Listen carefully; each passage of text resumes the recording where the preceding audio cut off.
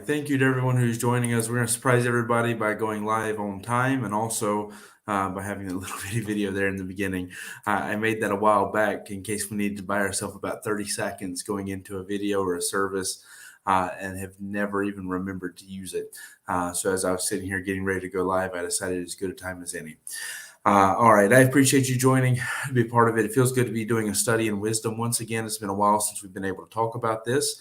And sadly, it's going to be about a month before we get to talk about it again. So hopefully this will tide you over for a little while as we talk about the behavior of a wise man tonight. We've already talked about the blessing of wisdom. We've give some definitions about wisdom, studied the building blocks of it, the things that make up wisdom.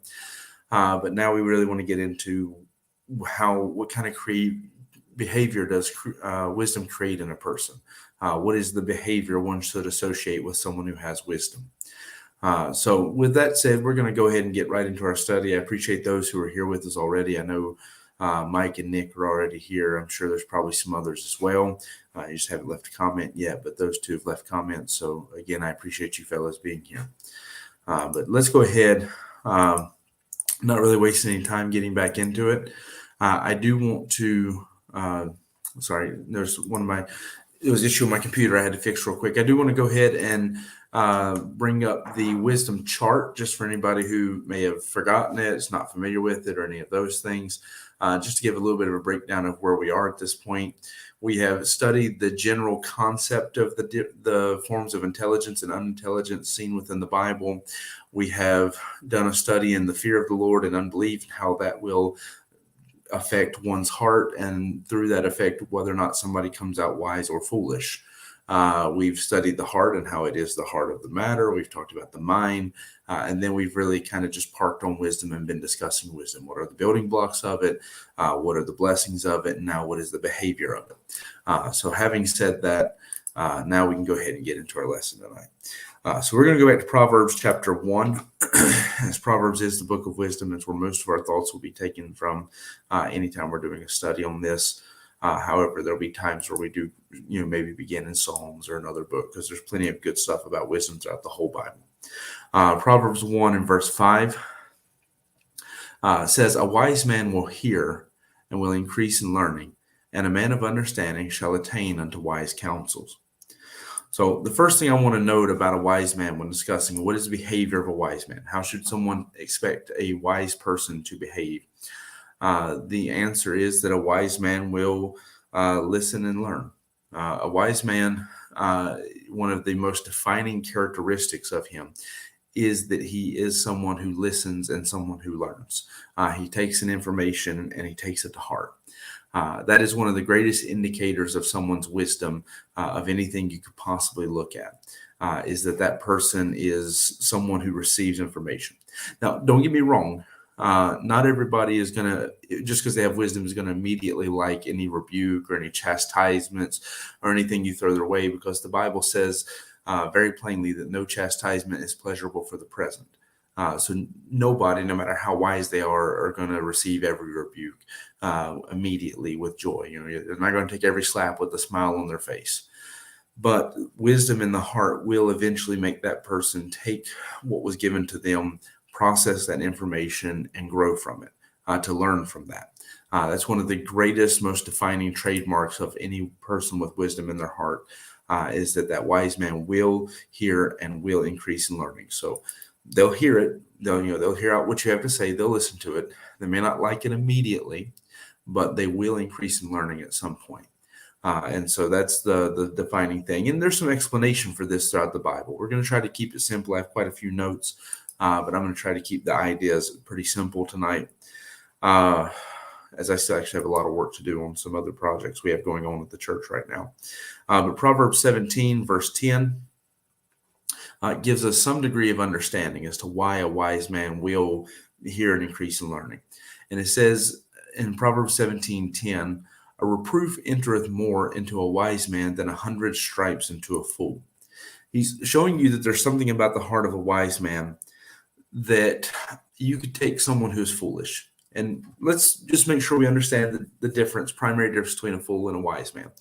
A wise man, through his fear of God, has a perspective of this world, a worldview that allows him to have a certain degree of justice, judgment, and equity within his heart, wherein he can process information free of personal biases based on the actual information there to be judged, and with a moral compass.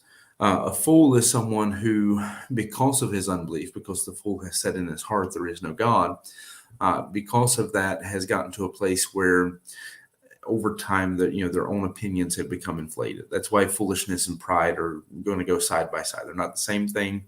In fact, pride is more of an extension of scornfulness than it is foolishness. But what you see is because of an unbelief, a fool is someone who's going to eventually reach a point where they feel like they can play fast and loose with the truth. And that's why it's going to lead into frowardness, which is intentionally misleading the information. Because of a lack of belief in God, they don't actually care about what the information presents. Whereas someone with wisdom will always care. I mean, that's the thing. It's not about how I feel. It's about what the information is. Whereas someone who is foolish, it's not about the information. It's about how I feel or what I want.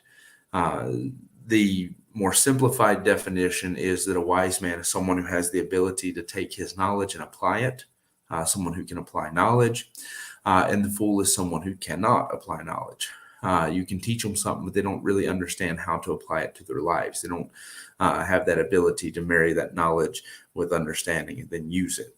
And that's where wisdom comes in, and that's where foolishness comes in. A wise man can do that. A foolish man cannot do that.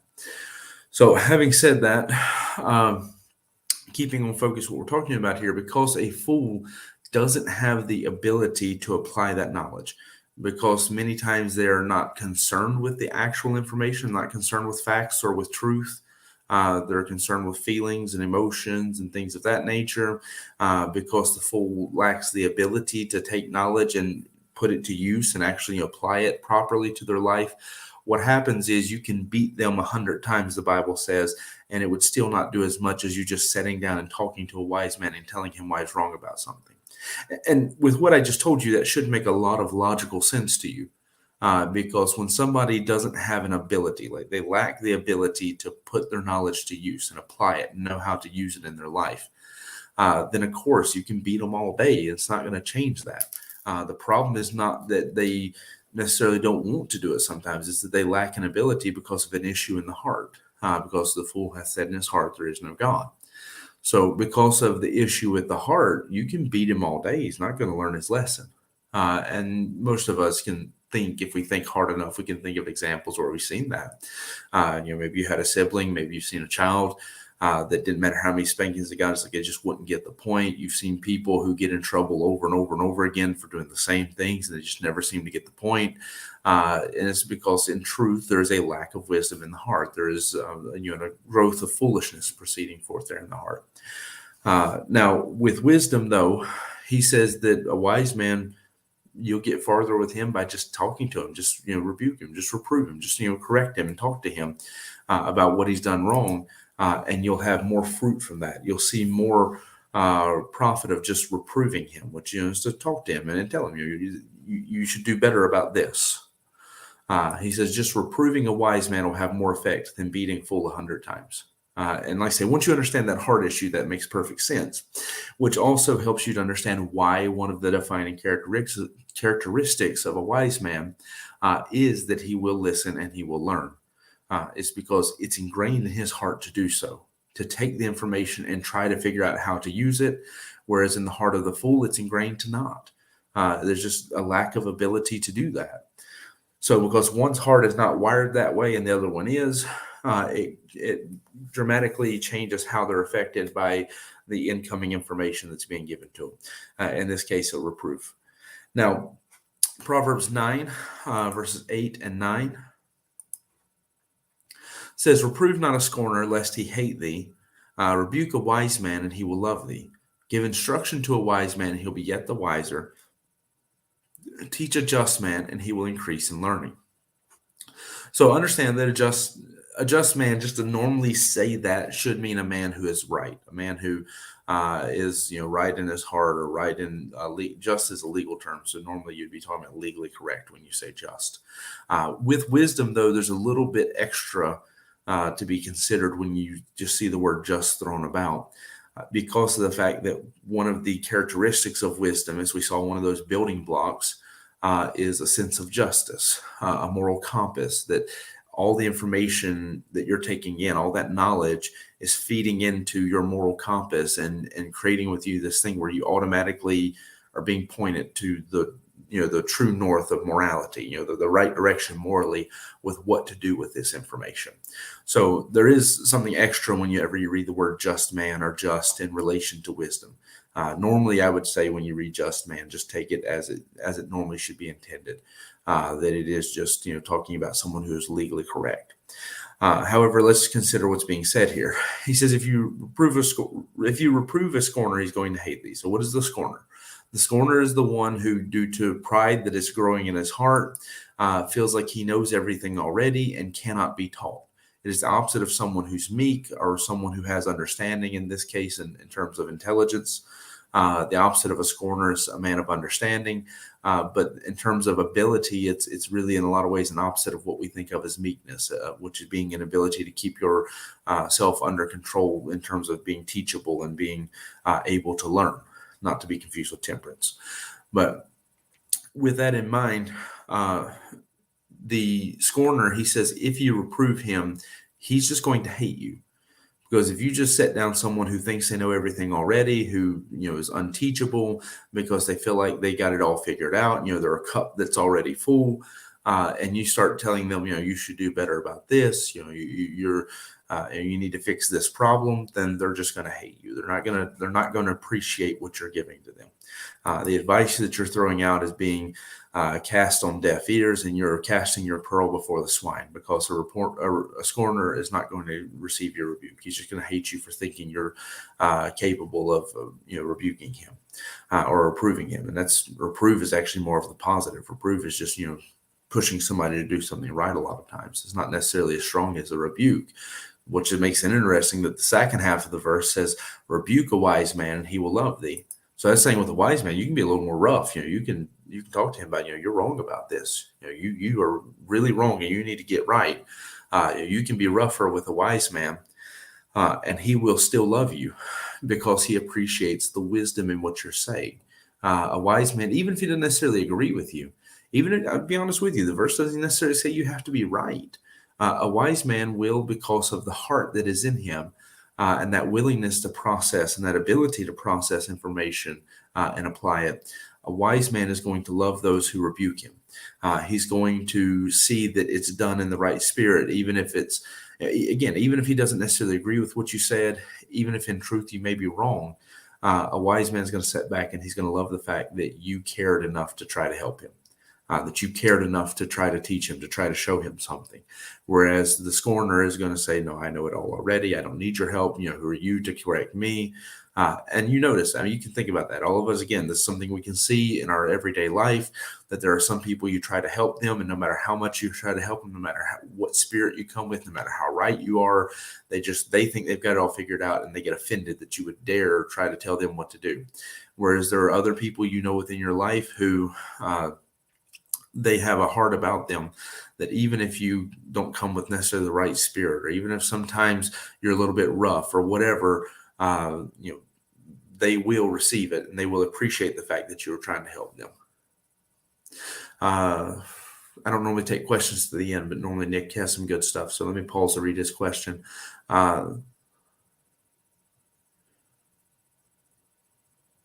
That's a good question. Nick asks, is that why Jesus would publicly speak in parables but be very sharp to the believer? The truth is, the Bible, Jesus actually, I wouldn't say you're wrong, but Jesus gives an answer on that concerning why he spoke in parables. And in reality, parables don't conceal truth. I know people say that they do, but they don't really conceal truth in the way that people think they do. A parable is something that illustrates truth. It's an illustration. It's I use parables in a sense. I call them illustrations. I don't call them parables, but I use the same concept every time I give you an illustration because that's what you're doing. You're illustrating truth. Now, the reason why it conceals truth to some people is because of what we're talking about. Some people don't have the wisdom to take that knowledge of what was bestowed upon them and apply it. Some people, because they have a scornful heart or a foolish heart, which two things go hand in hand together. If you have one, you have the other. But because of that, they're not able to take that illustration and apply it.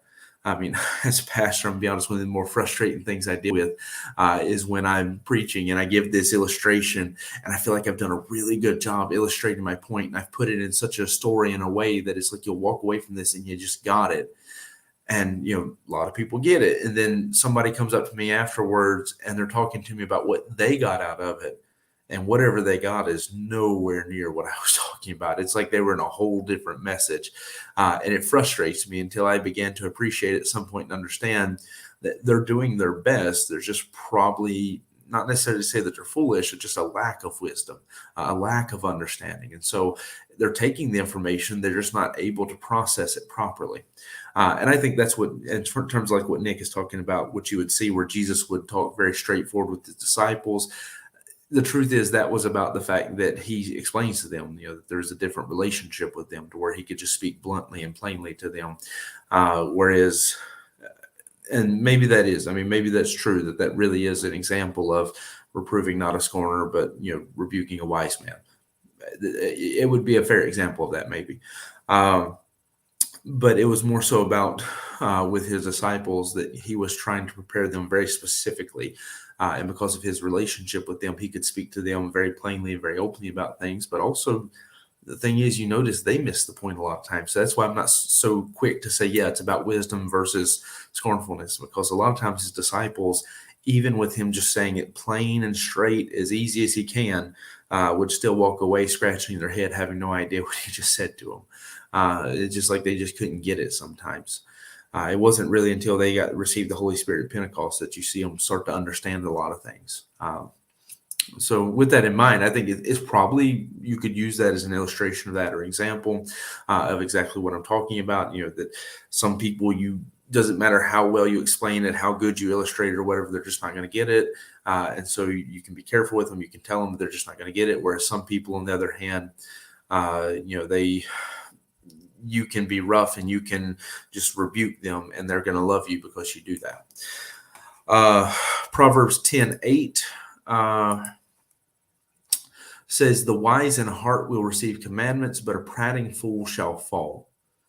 I just realized I'm not sure if I finished verse 9. Let me make sure I at least did justice to verse 9. Sorry, Proverbs 9:9 is what I'm looking for. Give instruction to a wise man, he'll be yet the wiser. I didn't really focus on that, but we understand that because it's in the point of everything I've talked about. A wise man will increase in wisdom. It's an ability he has in his heart, and the more information he receives, the more he takes, the more he's going to grow in that. And he'll be yet the wiser. Teach a just man, and he'll increase in learning. So a man who already has that sense of justice in his heart, that wisdom growing in his heart, he's going to increase in learning. It's just natural. All right, now we can move on to Proverbs 10:8. It says, the wise in heart will receive commandments, but a prating fool shall fall. So this teaches you and illustrates exactly the point. Someone who is wise in their heart will receive commandments. They'll take the information and they'll be able to receive and see the truth in it, and they will take it. And that's, again, looking at this as one of the most defining characteristics of a wise man, that he will listen and he will learn. When you're looking in those terms, one of the things I, as an individual, look at it that really helps me to see and appreciate the wisdom in someone else's heart is this ability. That when I try to tell them something, they don't automatically get mad and think they know it all. That when I try to, especially as in a position of authority, I'm a pastor. So it's not like I'm just some random person on the street rebuking them. I am someone who is called into this job by God. So if they can't take it from me, that's really bad.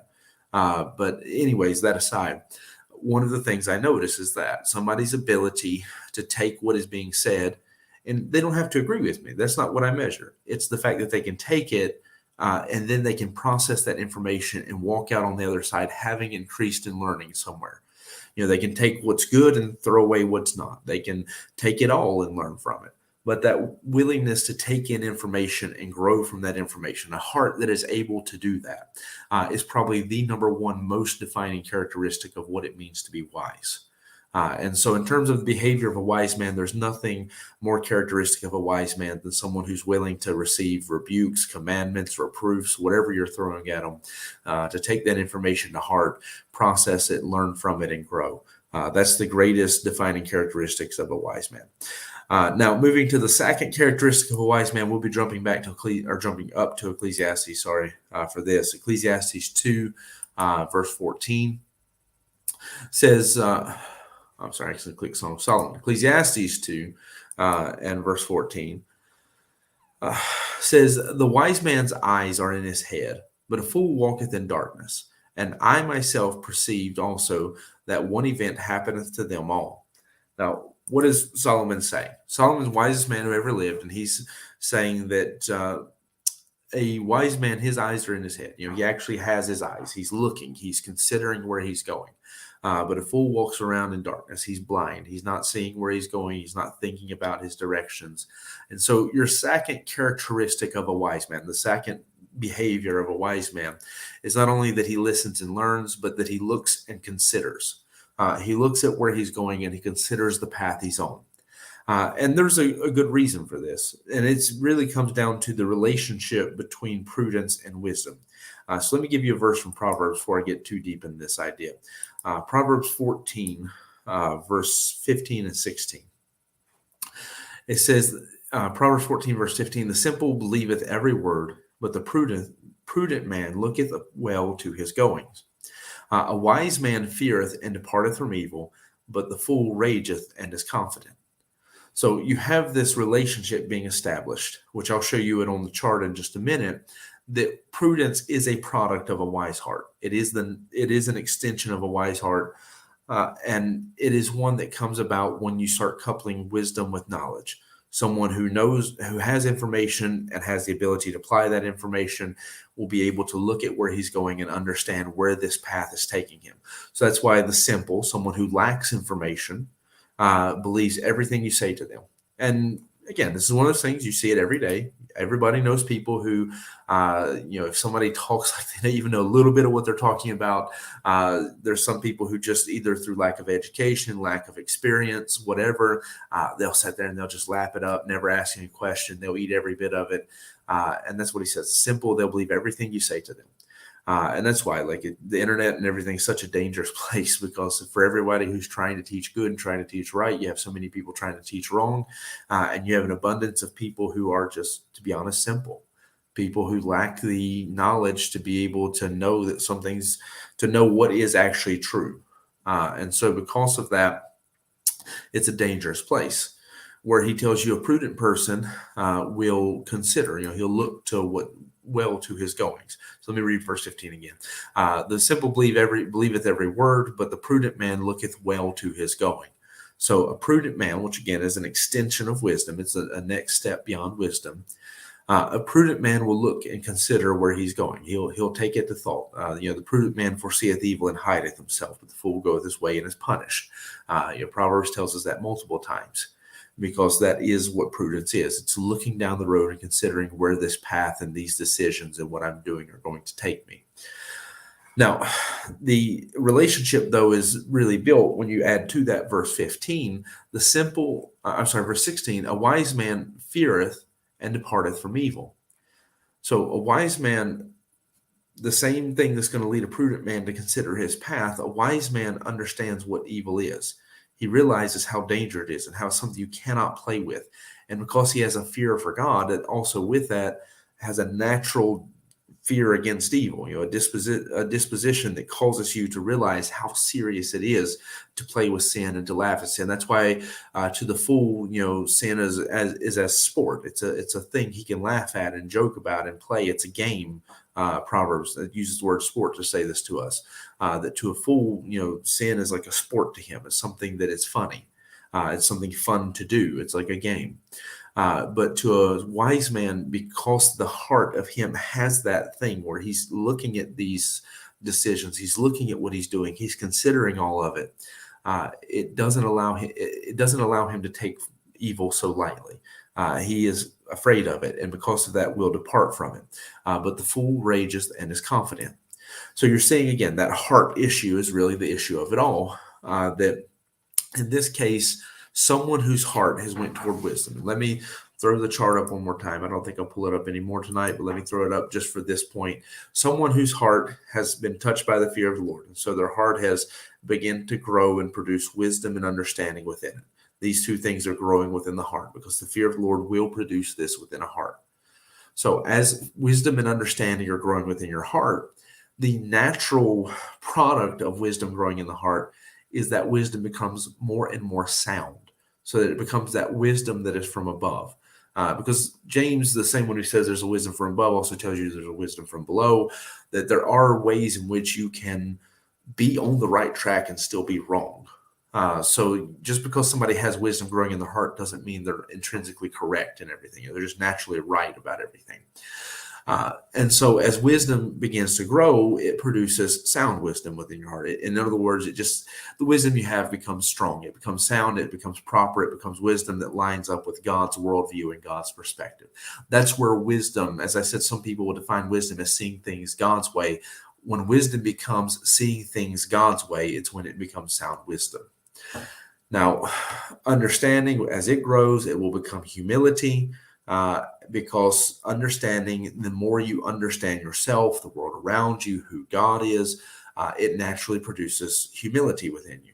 And that's seen in the opposite, where scornfulness produces a proud and haughty spirit, where foolishness produces frowardness, whereas wisdom grows into sound wisdom, becoming entirely focused on what is the actual truth. Foolishness grows into frowardness, where you get to the point where you're intentionally misleading the information and intentionally deceiving people, not concerned with the truth at all. Now, saying all of that, what happens is that wisdom, and I keep saying when you couple it with knowledge, that actually produces discretion. Wisdom, when you couple it with understanding, so that you have an ability to understand the direction that your life is going. So you have to excuse me, because I've been saying coupling it with knowledge up to this point, and I just caught myself saying that. But wisdom, when you couple it with understanding, so that you have the ability to take the information that's been given to you, you have the ability to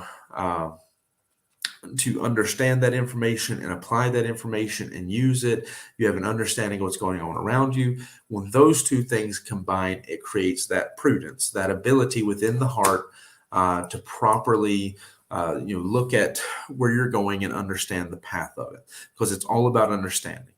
Now, as far as knowledge and where it comes into this, I was talking about simplicity, and so my mind jumped over to knowledge, because that's the opposite of being simple. That, though, produces subtlety, I believe, is what I have there. Make sure I'm not messing my notes. Discretion is what I have there. That creates discretion, which is something that Proverbs 1 tells you is a product of knowledge. That the more you know how to behave and speak and so forth in certain times. You know when to say certain things and when to do certain things. So it's not just information, but when to use that information and the right way, how to use that information. And that's where it couples with wisdom. So anyways, that aside, since I messed myself up, I had to clean up my mess a little bit.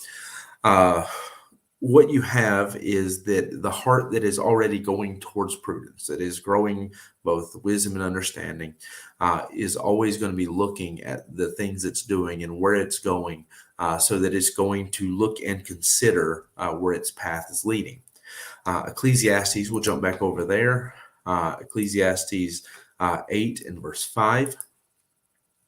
Says, whoso keepeth the commandment shall feel no evil thing, and a wise man's heart discerneth both time and judgment. Because we've said before, what are the building blocks of wisdom? It is, the building blocks of wisdom are justice, judgment, and equity.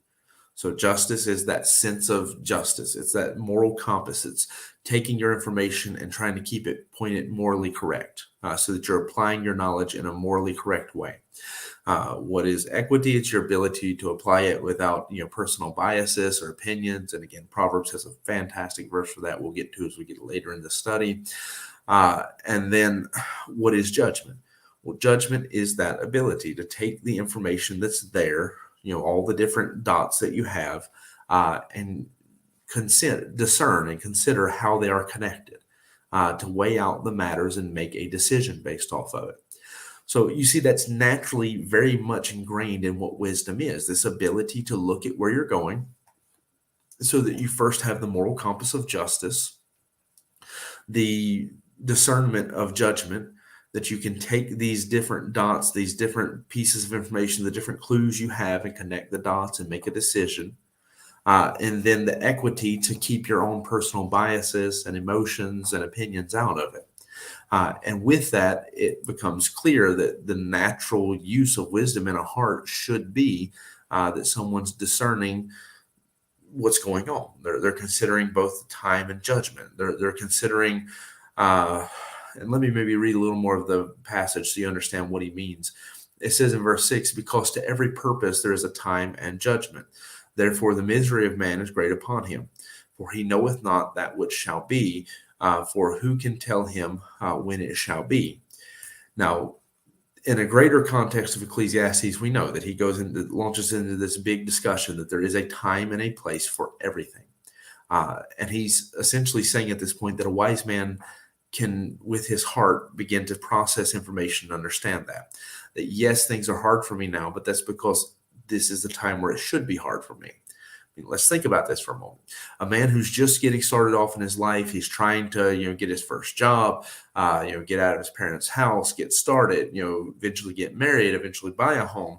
Of course, that would be the hardest time of his life because that's the time when all the obstacles are up against him, and he's just now taking those first steps because those first steps are going to be the hardest. And so once you have wisdom in your heart, you can understand and appreciate that. You can look at those things and realize, well, this is natural. This is proper. And it really helps you tremendously because you don't get so quickly offended. And so a wise man's heart is always going to be doing that. It's always going to be discerning the times and the judgments of what you're going through, considering where this is leading, where I'm coming from, where I'm at, putting all those pieces of the puzzle together. Proverbs 29:11. Proverbs 29 verse 11 says, a fool uttereth all his mind, but a wise man keepeth it in till afterwards. And if I can rebuke myself a little bit, probably the greatest evidence of a lack of wisdom in my heart is how quick I am sometimes when I get mad, especially when I'm mad. Normally, if I'm not mad, I'm pretty good about holding it in, and I'll talk to you about it later when I don't like something. But when I get mad enough, all wisdom goes out the window, and I'm really bad about speaking my mind far too soon. But what he says in this verse should be a rebuke to most of us because most of us are that way. Because he says, a fool uttereth all his mind. So it is foolish for us when we're upset or when we're talking and just having fun, whatever the reason is. It doesn't have to be that you're emotionally overwhelmed. You could just be that person who shares too much. You're constantly giving your opinion on everything. You're way too open about what you're speaking, whether it be because you're mad or whether it be because it's just your nature to be that way. It doesn't matter. Whether it be that, you're the kind of person that when you're having fun talking and you struggle, in terms of like some people want to impress others. So they they joke a little too much or they say things they probably shouldn't. All of that is an evidence of foolishness because we've already said that discretion is a coupling of knowledge and wisdom. That was what properly should have been said, was a coupling of knowledge and wisdom. So that discretion knows to hold some things until afterwards, to wait till the right time to talk about something. But when, immediately, as soon as you have to talk about it, as soon as you see somebody, I won't hurt nobody's feelings, but for example, as a pastor, one of the worst things you can do is when you have a problem or you don't like something or you're upset about something or anything negative like that, is to come to me straight before church and, Pastor, I've got to talk to you about this. The truth is, now, admittedly, you could rebuke me for letting it get to me, but that's what bad news tends to do, so it shouldn't surprise you if that happens. But the fact that someone can't wait until a service is over to hit a pastor with bad news or to come with a complaint or whatever is a mark of immaturity and even sometimes foolishness in the heart of that person. That's the point he's making here, is that a fool just has to, whatever's on their mind, whatever's on their heart, they have to say it now. They can't hold it in. They can't wait until a more proper moment to do so. But a wise man, he says, can do that. He says that a wise man, and we'll read it again, fool uttereth all his mind, but a wise man keepeth it in till afterwards. So the contrast here is this. If there's foolishness in our heart that causes us to not be able to have that discretion to know when and how and where to say certain things and do certain things, if foolishness is in your heart and therefore you lack that ability of discretion, what happens is As soon as somebody makes you mad, you just have to throw your tantrum now. You have to retaliate now. You have to hurt them now. You have to say something back now. If you know some secret, some gossip, some juicy bit of information, you have to speak it now. Whatever it is, you have to do it now. That's foolishness. A wise man will, because he's taking the time to consider where his path is going. He's discerning times and judgments because he's taking all the information in and he's processing it. He'll take his time and he'll wait. In fact, I really can say there's some people I know who I appreciate that they intentionally, because they know what I'm talking about right now, because they have heard me as a pastor express some of these things, even if it kills them, they'll wait till after church to tell me when they have something bad that they need to talk about. They'll wait till after the services.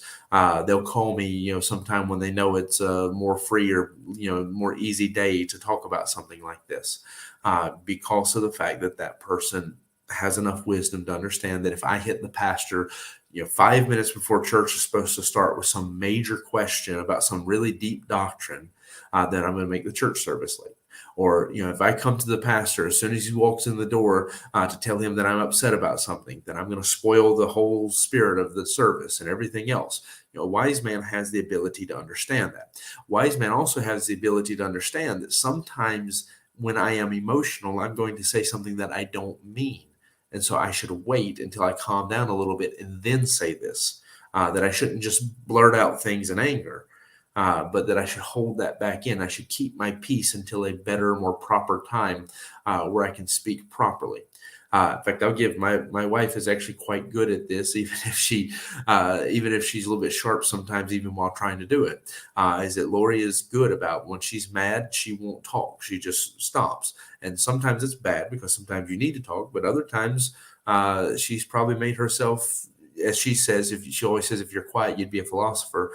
She's made herself look like a philosopher because if she had spoke when she was mad, she probably wouldn't have looked so good. But because she held her peace and waited till she calmed down a little bit to talk about something, now that bad opinion that could have come about has never been able to come about. She was wise enough to wait until she was calm down to talk about it. Where again, I'll be honest about myself. I'm one of the greatest evidences of a lack of wisdom in my heart is that many times I am a little too free with information. I'm a little too quick to just say something when I'm upset. So that is for myself a rebuke. That's not to say that I just blurt out everything. It's just saying I'm a little too free. Now, Ecclesiastes 10 and verse 12 adds to this by saying the words of a wise man's mouth are gracious, but the lips of a fool swallow up himself. So a wise man is going to try to be gracious with the way he speaks. He's going to try to use his words in a way that is helpful, that are not necessarily based on what you deserve, but in a way that's there to help you. That's what it means to speak graciously. So a wise man is going to try to use his words that way, that even though he may be upset with you, he may be offended with something you've done, he may not like what you said, he's not going to base his speech off of what you deserve so much as what is going to help you and what's going to edify you, what's going to benefit the person he's speaking to more than anything else. And that is where probably almost all of us fail when we're trying to talk about what it looks like to be a wise man. I don't know too many people who really can say that their speech is as gracious as it should be. Proverbs 10 and verse 19, still building on the same idea. It says, in the multitude of words there sin wanteth not, but he that refraineth his lips is wise. So again, whenever we're just speaking our mind and we're just talking freely and we're not taking the time to think about what we're saying and words are just pouring out, God says there sin wanteth not, meaning there is no lack of sin in that moment. You probably either in gossip, you're not speaking graciously, you're doing something, but somewhere in there, you are sin. You are sinning. You are not edifying with your words. You're not speaking in a way that's pleasing to God. Something is wrong with what's being said when there's a multitude of words. There's no lack of sin, he says, but the wise man will be careful of that. He'll hold back what he says so that it tells us he refraineth his lips. Then going over to Proverbs 10 and verse 5, same chapter, just a few verses earlier, it says, he that gathereth in summer is a wise son, but he that sleepeth in harvest is a son that causeth shame. So it's not just that he considers what he's saying and the effects and the long-term repercussions of what he's saying. A wise man considers the long-term repercussions of what he does. That in the summer, when it's time to work, he'll work because he knows there's coming a time where he's not going to be able to do that. He'll save when he's young and can save because he knows when he's older, he might not have the resources or income to do that in terms of being able to, lay aside and suffer a little bit more. That there's coming a point when you retire and you're just not going to have all that extra income that maybe you could be saving now. A wise man's going to have the ability to look at his life and where he's going enough that he will consider, the long-term repercussions of his decisions, not just his speech, but of his decisions as well. Now I've got to move on though, because we're getting into the 40-minute mark and I've still got one more point, which I'll try to make as quick as I can. Proverbs 24, verse 5 and 6. It says, a wise man is strong, yea, a man of knowledge increaseth strength. For by wise counsel thou shalt make thy war, and in the multitude of counselors there is safety. Now, this last one, what I'm trying to condense a pretty big thought into a simple idea. And so what I'm going to say is that a wise man leads a wise life. That the characteristics, the behavior of a wise man is, first of all, that he will listen and learn, that he will look and consider, but that he'll also lead a wise life. He will live in such a way that that wisdom is fruitfully seen. It's there and it's evident, because wisdom is something that grows in the heart, and the things that are in the heart proceed forth out of the mouth, proceed forth in our actions. They are evident in our life.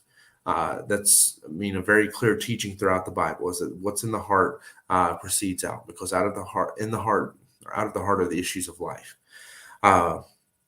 So saying that, he teaches us that a wise man, it's a strength. It's an ability that makes us stronger the more we're increased in it. The wiser you are, the stronger you are.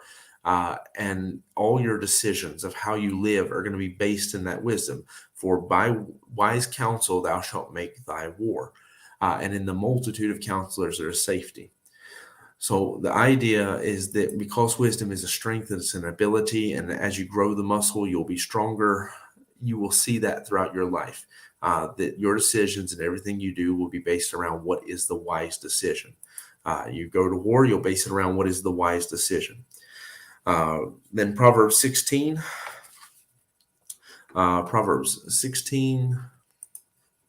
starting verse 13, it says, righteous lips are the delight of kings, and they love him that speaketh right. The wrath of a king is as a messenger of death, but a wise man will pacify it. In the light of the king's countenance is life, and his favor is as a cloud of a latter rain.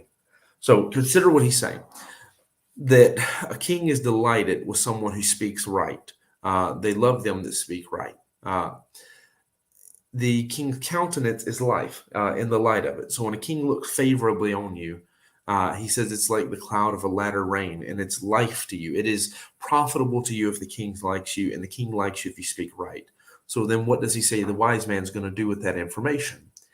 He says the wise man's going to also understand that the wrath of a king is as messengers of death. It's a death sentence. It's someone who's coming to kill you. When you make a king mad, when you make those who... And let me break this down on a level where most of you will relate to it.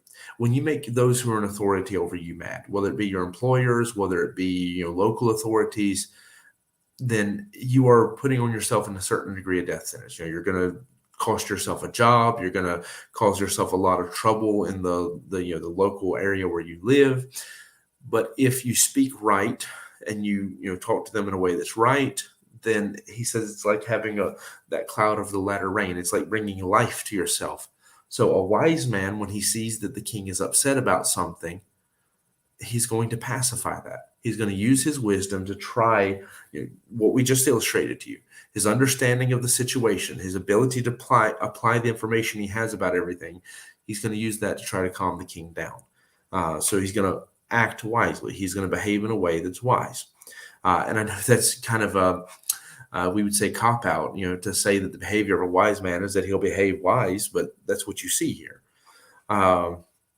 Proverbs 21, verse 22 and 23 says, a wise man scaleth the city of the mighty, and casteth down the strength of the confidence thereof. Whoso keepeth his mouth and his tongue keepeth his soul from troubles. So, what are you seeing here? The same idea that a wise man is going to use his wisdom to, as it says more poetically, scale the city of the mighty and cast down the strength and the confidence thereof. The idea is that, a wise man has an ability. In this case, he says city, but you can apply this not just to the idea of scaling a city, but a wise man, when he sees a problem and he sees something he has to deal with, something that's going to have to be addressed through his wisdom, he's going to overcome that. That's the scaling. And he's going to put down the problems that are there. He's going to address the issues and he's going to solve them. Whoso keepeth his mouth and his tongue keepeth his soul from trouble. So he's going to, with that, keep himself out of trouble. That's what I mean when I say that he's going to live a wise life or lead a wise life. Proverbs 14, 1 through 3. We're almost done. I'm trying to rush through these last few. That's why I'm maybe not giving them as much explanation as I did some of the earlier. Every wise woman buildeth her house, but the fool plucketh it down with her hands. He that walketh in his uprightness feareth the Lord, but he that is perverse in his ways despiseth him. And the mouth of the foolish is a rod of pride, but the lips of the wise shall preserve them. So the wise man's going to use his speech to protect himself, so that unlike the fool who speaks proudly and is destroyed, he's going to protect himself by speaking uprightly in a way as someone who fears the Lord. The wise woman, instead of tearing down her house, is going to carefully consider what she's doing and what effects it's going to have on her home, and she's going to use her wisdom to build her house up. This is, again, a simplified version of what I mean when I say that a wise man will lead a wise life. And then as I'm coming to the last verse, I'm going to go ahead and say, if you have a question, be typing it up real quick, because I'll try to take a couple if there are any, but I can't stay on them long because I'm right at the limit about what I want a video to be. So Proverbs 16:23 says, the heart of the wise teacheth his mouth, and addeth learning to his lips.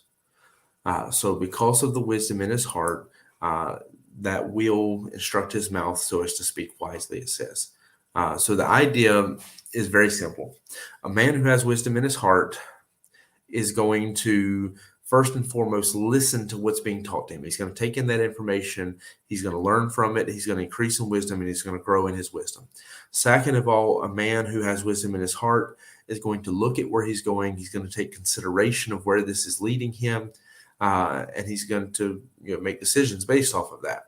And then third of all, he's going to lead a wise life in the sense that he is going to, every situation that comes to him, because he's stopping and considering where it's going, because he's listening and learning, because he has an ability to apply the knowledge that he has. Because of all of those things, any situation he's coming to, he's going to attack it with wisdom. When he's going to try to overcome his problems and cast them down, he's going to do that with wisdom. When he's going to speak to people to try to address things, he's going to do it with wisdom. When it comes to the wise woman and what she's going to do to her home, she's going to build it up with wisdom. When it comes to the way in that last verse that he speaks and teaches, it's going to be done with wisdom, so that wisdom will be seen throughout all his life, in the way he speaks, the way he acts, the way he carries himself, the way he listens and learns, the way he looks and considers. Every part of his life is going to reflect that wisdom. So that's what I consider to be the behavior of a wise man. Again, if you have a question, please go ahead and type those. Let me know. Because like I said, I don't want to go too much longer on the video, but if I have a good question, I'll try to answer it. I did a little bit different tonight in that I did answer one question in the middle of the lesson because it was something that pertained to what we were talking about at that moment. It would have been a disservice to the question if I had waited later to answer it. All right, so I'm not seeing questions. I've given a second for everybody to type them, but I'm not seeing any yet. So still give you a moment in case somebody does want to give one. All right, then I'm going to go ahead and throw my banner up. Let me get a different banner because I accidentally just almost put up the one for Dr. Martin. Here, let's just put that one up because I'm missing my normal Tuesday night banner, I think. All right. So if you enjoyed the message, let us know with amen in the comments. I appreciate you being here, being a part of it. I'm not going to hold people. I don't see any questions coming in, but also I've noticed some of my stuff is freezing, like my comments and my timers and stuff like that. So I think that the program is glitching out a little bit tonight. So you may have asked a question and I just didn't see it. I apologize if that's the case. But thank you, everyone who is a part of the service with us, part of the Bible study. I appreciate you being here. I hope that this helps you to walk away and appreciate wisdom a little bit more, to understand what the concept of wisdom is in the Bible, and some of the places where we could ask God to help us grow, because the Bible does say it's one of the greatest encouragements about it is that if any man lack wisdom, let him ask of God, who giveth liberally and upbraideth not. So if there's, one thing to walk away from this tonight is if you saw a place in this message where you felt rebuked, where you felt, that this is a place I need to grow, as I said, even about myself, there are places. Then we can talk to God and ask God, who giveth liberally and upbraideth not. And God will help us to increase in wisdom, because out of the Lord's mouth cometh wisdom. The Lord giveth knowledge and understanding. So these things are not things that are unattainable to you, but one of the greatest blessings of wisdom is knowing that wisdom is very much available in the Word of God and through God's blessing. So I'd encourage you, if you went through this, just to, if you see anywhere you want to do better at in your Christian life, somewhere you want help, is to talk to God about it and seek out help with Him. And then also, of course, follow the study as we're doing this, and it'll help you to increase in wisdom as you understand more about the subject. All right. Thank you again. We'll go ahead and close out the live stream. I'm going to go ahead and work on getting the voting and everything ready for the Christmas competition. And if I get it done tonight, I'll send out links tonight. If not, I'll send them out tomorrow, so people can go ahead and start voting. I encourage you on Saturday to be there for the season finale of the Great Bible Challenge as we crown the champion for the year 2021. I encourage you to come be a part of that as well. We have several special studies coming up across the next few weeks. The only thing to note is next week there will be no Tuesday night live stream Bible study, because on Tuesday night we will be in our revival next week. So we'll be there at the church. There will be something at 7. You can be watching with us live stream. You'll be hearing Brother Tom Sexton preach. But next week, every night at 7, there will be some preaching. I'll be preaching in person on Monday. Tom Sexton live through the live stream on Tuesday, which we will have an in-person service where we'll watch that together for everyone who's able to come. Then Wednesday will be Brother Kevin Folger. Then Thursday, Brother Ron Ralph. And Friday, Brother James Knox. So I'm really excited about it. I got a message on my heart already for what I'm going to be bringing. And then I know these other men will all do a great job. They're all great preachers, and I'm sure they'll really be a help to you. So thank you again. Look forward to being with you in church tomorrow, and I appreciate your time tonight.